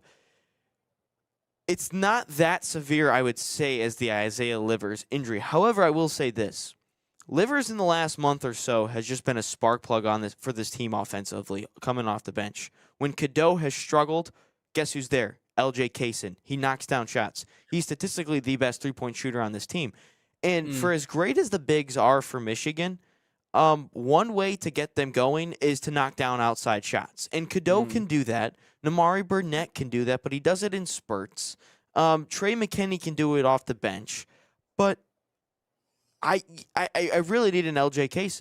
I really do because of how good he is. And especially off the bench, he's phenomenal. And when he knocks down big-time shots, he's a constant, like, energizer bunny, if I have to say that too. Like, he's constantly go, go, go, go, go, go, go. Like, when he's out on the floor, he's just running. He's just going full speed. Yep. Do I think he makes dumb decisions a lot? Yeah. I do think there's some dumb spurts in there from LJ Kaysen, a lot of dumb passes, I would say, at least a couple times a game. But he's going to grow. And especially I'm hoping that he's the point guard next year, depending on, all these decisions. But I'd feel a little bit more comfortable with this team going into March if, like, someone like Yaxel could knock down the three a little bit more consistently, or a guy like Morez Johnson could knock down the three a little bit more consistently. But this really hinders your three-point shooting. Roddy Gale can't shoot it at a high enough clip. Burnett shows up, like, he's very good, and then he's, like, he's just quiet, I guess, if that makes sense. Cadeau takes a lot of, I think, low percentage shots, but he makes a lot of them, so I guess that's fine. Trey McKinney off the bench is really coming on late. I think he's a stud, but this team's deep. But instead of being, 9 guys deep, now they're just 8 guys deep, which, again, I think that might hurt you. But at the same time, I mean, I know we're kind of getting to this point of college athletics. Do you sit them against Michigan State and Iowa this week? Because does it really matter? I don't know. But, like, if I'm Dusty May in my head, I'm thinking maybe I sit these guys against Iowa and Michigan State. I don't know, but that might come across my head because you think about it. If you're going to eventually win, if you were to go to the national championship game and win a national championship and win the Big Ten tournament, which they all say they want, you're playing 11 more games. You got 2, and then you got 3, and then I think you got 7 in the NCAA tournament. So it definitely ponders the question: do you sit some of these guys before the NCAA tournament? I don't know. I think it still matters to go out and compete and win. I still think that's an important thing for confidence. If anything else, I think that's it. Number one, you don't want to lose at home, and you certainly don't want to lose against Michigan State at home. Because and regardless of what anybody says in the media or in terms of fans or anything, cast all that aside for a moment. We're just talking about the players themselves. The confidence that comes with winning that game specifically means the world going into not only the Big Ten tournament, but again, the big dance. So no, I don't think he sits any of the main players. Unlike the NBA is a little bit different, right? Because if your last couple of games are Charlotte on a Wednesday and Phoenix on a Sunday, it's like, okay, well then no one cares, but for Michigan State, everybody cares. So no, I don't think there's even a thought in Dusty's head to sit the main contributors against a team like Michigan State or even like the last couple of games of the season, because we know how the hangover effect is, good or bad. It can be one way or the other, especially in college hoops. So I don't see that happening. The biggest, most troubling part to me, and you're right, no, Michigan's still a great team. Again, as opposed, as you just said, it's just you just take one player out of the equation, which is, I mean, you still have a team that can beat pretty much anybody in the country, even without him. But the fact that we lose our best three-point shooter is the part that's scary to me, because you can have size and you can have bigs and you can be a good defensive team, but and much like we talked about with the conversation with the Pistons and why we're a little bit alarmed going into the playoffs, is that, shot makers are so important in postseason play, especially when you get into single elimination games. And someone who is as proficient from three and as much of a hustle player as Kaysen is, that's the thing that scares me the most. Because if your bigs, if they somehow are able to really kind of, I guess, park the bus, quote unquote, and take away your inside options and take away your mid-range game, you need someone like Kaysen to spark a team. You need someone like him to hit a couple of spot up jumpers to all of a sudden win you back the momentum or make a big shot in a big spot. So I think it is going to affect this team. I think they can figure out a way to play without him. But I mean, you talk about dominant bigs, but can't necessarily shoot the best. We're talking about Michigan from a year ago. I mean, that's what they had. They had depth and they had size and the Twin Towers down low, but they just couldn't shoot in situations. They couldn't shoot consistently in big time situations. So that's what my fear is, that we wouldn't say necessarily go back to that, but something more similar to that, which is a little concerning. Because again, if we could have shot more consistently in bigger situations a year ago, that season would have turned out a lot differently. Yeah, I don't think, for the people that might be like, oh my goodness, what is he saying? I don't want to say, like, I don't want to sit here and be like, well, they might get upset in the first round or they might get upset in the second round. I don't think that at all. No. But there could be a game like a Northwestern game where nothing is going right at all. And then somehow you bring in LJ Kaysen off the bench and he's a spark plug and he made like 20 points or something like that. And him and Morez Johnson are cooking. And then I would feel a little bit more comfortable if a guy like Winters Grady was coming off the bench now in place of him, because he's a high 3-point shooter guy, but he's out for the year. He was out in, I think, like December with a foot injury. So that's not good. But it's just like, we need, like, I want, like, this is the thing that always annoys me. This is what annoyed me about the Lions a couple years ago. When you go out of the playoffs in full strength, that's one thing. Like, I can live with that. But when I go out of the playoffs for a tournament for a team that I think could win a massive crown, and obviously I know injuries are a part of it. It's happened to many teams. It's not just the Lions a couple years ago or Michigan maybe this year. But I want to go out on full strength. I want to go out, knowing that everything is out there. So there's no like, well, he was hurt or he was out. And I don't want to sit back here in a couple of years and think, if Michigan doesn't make the Final Four, it's like, wow, they just didn't have all their pieces. This team is very capable of still winning a national championship without LJ Kaysen, but it becomes a little bit harder now because of how good he's been playing, which also gives me more hope that next year LJ Kaysen's going to be an absolute stud for Michigan. Like, he's going to be really good. But it just worries me a little bit now. Now it's like, I thought maybe Michigan of making the Final Four, I was at an all-time high in a confident level. I just am, because of what they did going into the Breslin Center, what they did going into Mackey, and what they did going into Champaign. But now I just feel a little bit like, maybe instead of a 10, I'm at like an 8 now, maybe, because of how good this kid has become and how good he is. I still think this team I still think this team is going to win out against Iowa and Michigan State. I still think they do. I think they're going to win a game or two. I think at a minimum they make the Big Ten tournament championship game, I think. And then in the tournament, I still think they're a Final Four team. But would I go as far as saying they're a national championship? Got to pause a little bit on that, I would say. Yeah, I mean, it all just comes down to good runs, right? And this is the, what are your run makers in the tournament? Obviously, we see this every single year. It's just shot makers. It comes down to guys specifically from the 3-point land that can consistently make their shots. And so that is the part that, again, and it was the thing that I immediately thought of yesterday, because I stopped over at the family. My dad was asking me about this, and I'm like, that's just the part, is that if he's our best 3-point option, or one of our best 3-point options, just a guy that can hurt you from the perimeter, that's what makes Michigan so difficult. It almost it harks back to what I remember. Obviously you heard Matt Painter and what he had to say about this Michigan team, but a lot of people drew comparisons to what PJ Fleck said about Michigan football in 2023. And both of those things that they said all revolved around the same thing. They're the biggest team. They're the fastest team. They're the strongest team. They're the deepest team. They have a guy for everything. right? They have the Swiss Army knife in Lindenborg, who can obviously do a little bit of everything. Obviously you did have CJ Kaysen who could hit, or LJ Kaysen, sorry, who could hit from all over the place. But you have guys in so many different spots who fill their role wonderfully. So that's the only thing. It's going to hurt them a little bit because they're losing out on one of their biggest shot makers. I don't know about shot creators, but he's a guy that if you find him on the perimeter, I imagine it would be similar to the Pistons losing someone like a Duncan Robinson. Just a sharp shooter that you're like, it's going to be tough to get by and get those extra threes without him. But that doesn't take away from what the core and what the fabric of this Michigan team is. It is still very much in place. My only concern is now, if they don't beat Michigan State at home, does this create kind of a snowball effect, right? Because we already got one piece of bad news. Now we have to worry about taking on MSU at home. And this is an MSU team that's going to come in obviously with a chip on their shoulder. They're going to be pissed off because of what happened, obviously the last time we were at their place and all the expectations and the hype going into it. And obviously everything that was said after the fact and the Jeremy Fears antics and everything. So I think it's a little concerning, but am I hitting the self-destruct button on this Michigan basketball season? No, there's no part of me that's doing that, but obviously it's going to hurt a little bit for sure.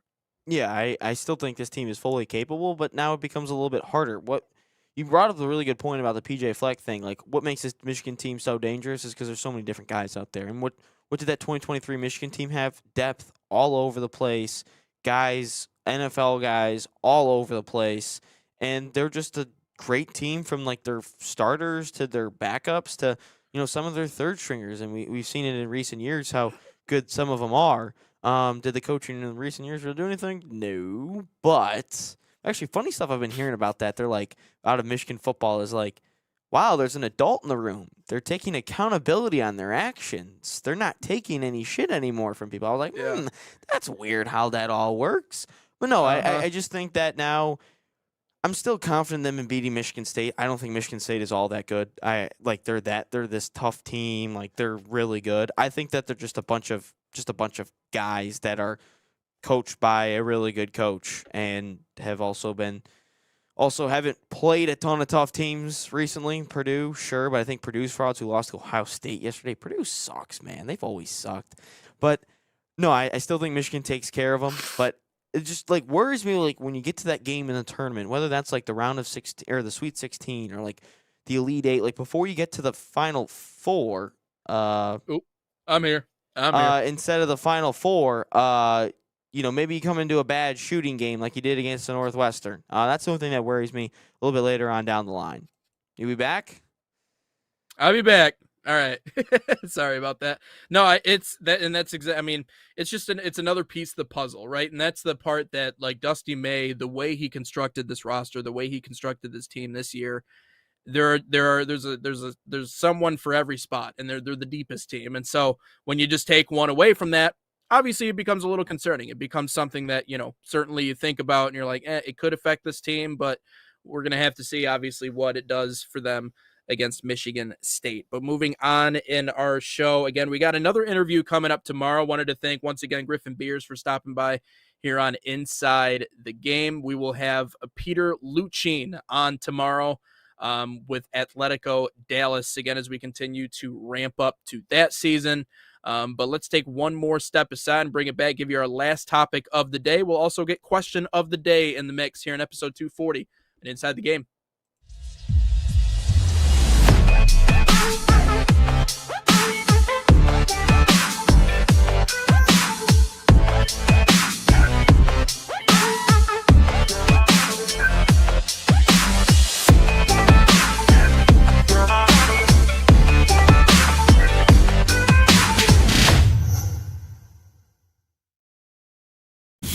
Experience the thrill of the game like never before with NSN's Game Rewind.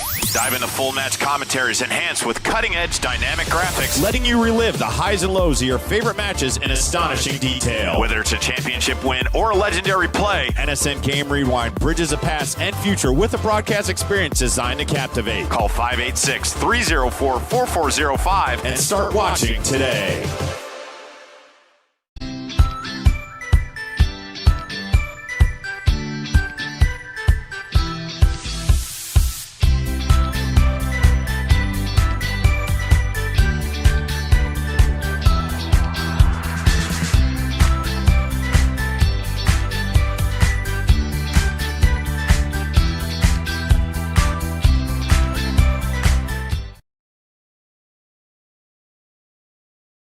Back in live here on Inside the Game, getting into our final topic here today before we get to question of the day.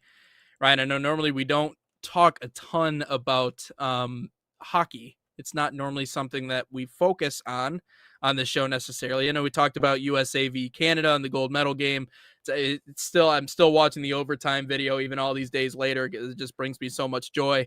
But there is the deadline coming up here very shortly in the National Hockey League, and obviously with the Red Wings being in the position that they are, the Iser plan, is it finally panning out to where we want it to be? The question for the longest time when it came to Steve Yzerman was, wait for the kids. We were just wait for the kids. Wait for the kids. It was the same mentality as oftentimes we've seen with the Tigers, and now I think maybe the fruits of those labors starting to show a little bit. However, 5-3-2 in their last 10 games. Might need to they got killed this weekend. Might need to make a few adjustments.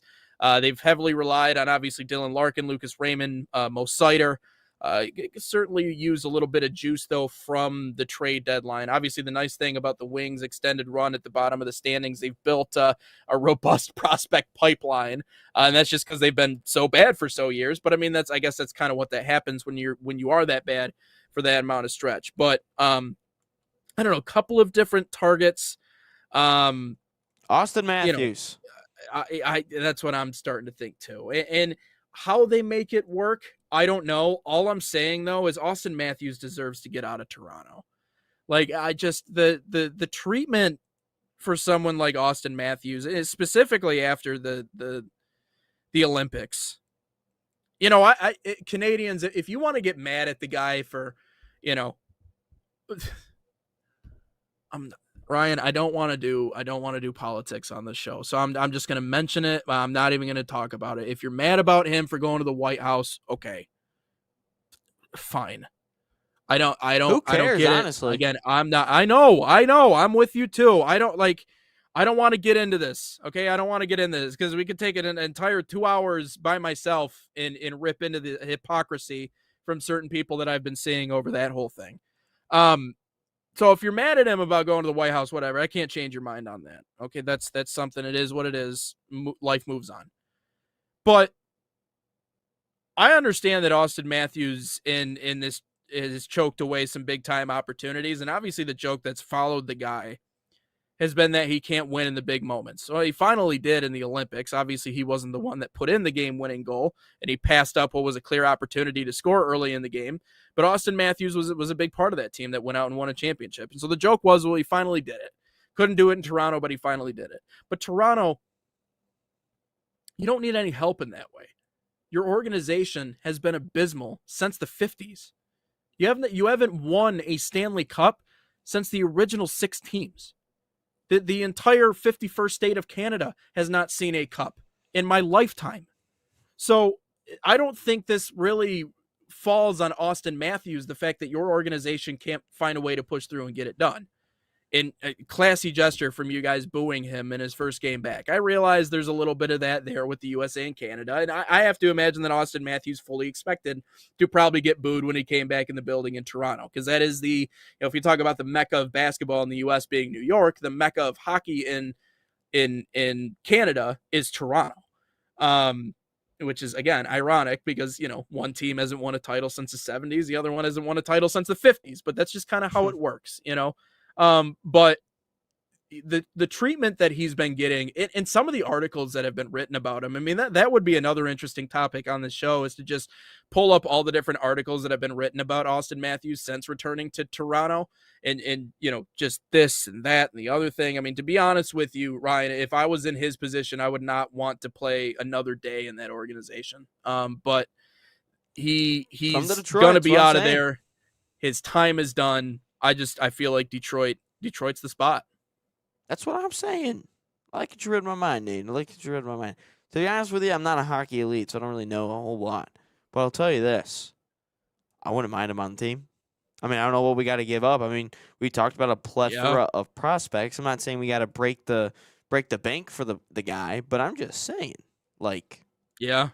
I mean, I wouldn't mind. I would like to see playoff hockey at LCA. I've seen playoff basketball. I would like to see playoff hockey. Granted, we didn't win any of those games at the LCA, but it's fine. It's fine. Yep.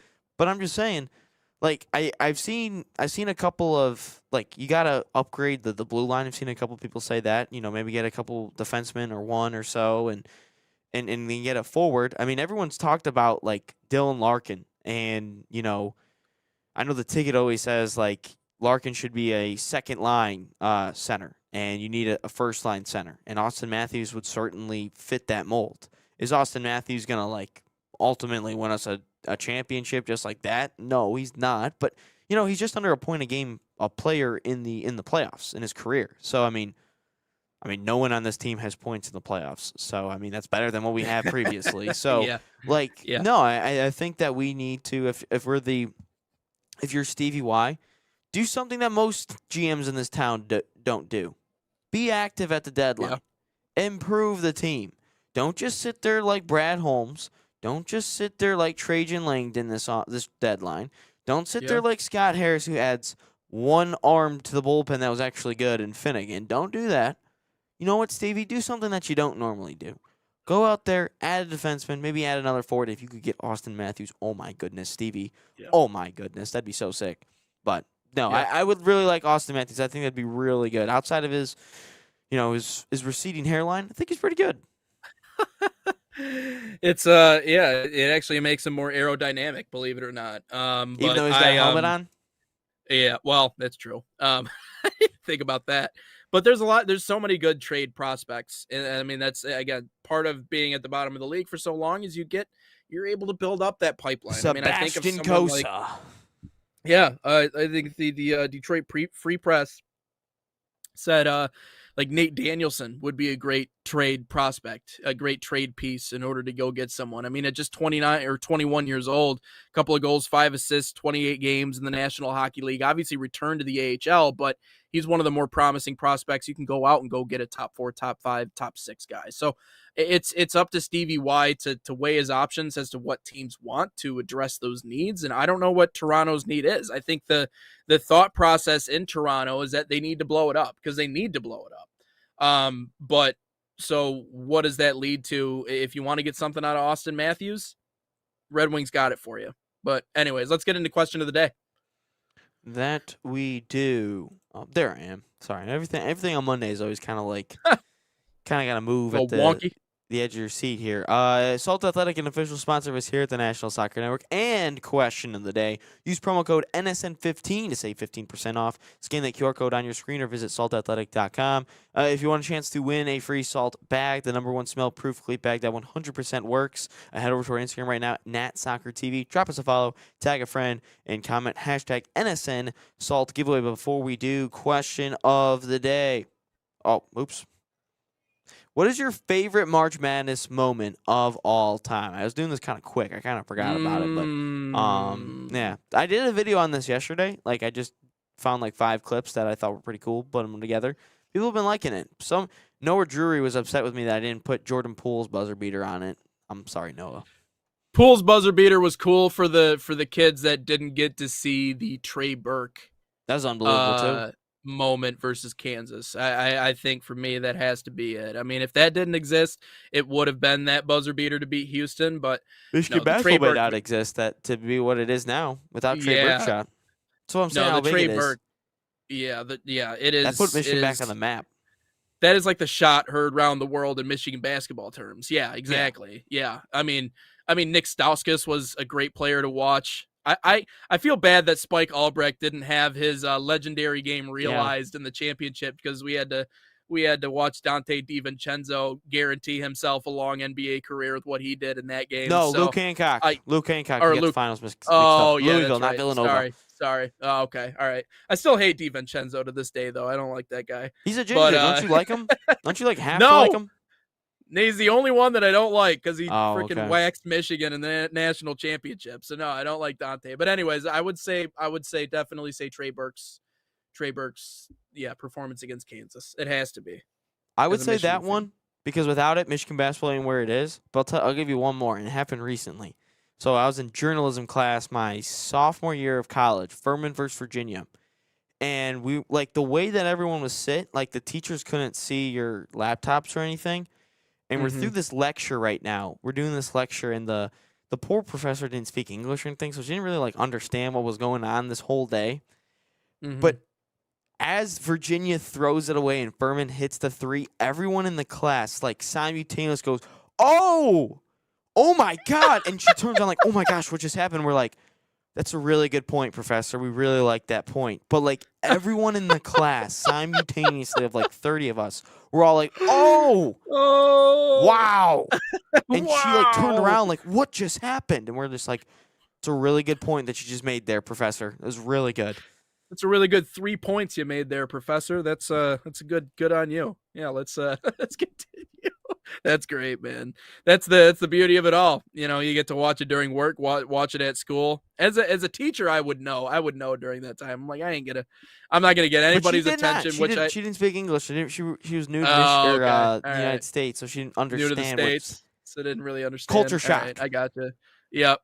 Well, I'm sure, wherever country she was from, I'm sure they watch football during the middle of work or whatever they got going on, football/soccer during the middle of work. So, but anyways, that is it has to be, it has to be Michigan over Kansas. Fortunately, I've had a lot of different fun March Madness memories. Simply, Michigan's made 2 national championships in my lifetime. Yeah. They just couldn't finish either one of them. So. That's why I think this season to the Michigan faithful matters just so much more, because it's just been such an elusive title since that one back in the 90s. So, but yeah, basketball's got to get one and hockey's got to get one. We've had so many great individual players over the years, especially again in just my lifetime, but got to get it done on the other side. But that'll wrap up episode 240 here on Inside the Game. Again, another one coming up tomorrow at 9 a.m. We have another feature interview rolling along with our interviews here on Inside the Game. We are expecting to talk to Peter Luchin is on tomorrow, recording at that one, and then we'll give you guys a look into that interview with Atletico Dallas as we get closer to their season here on Inside the Game. But until we talk to you guys tomorrow at 9 a.m., my name's Nate Wangler. That's Ryan Glinsky. We'll talk to you guys tomorrow morning here on Inside the Game.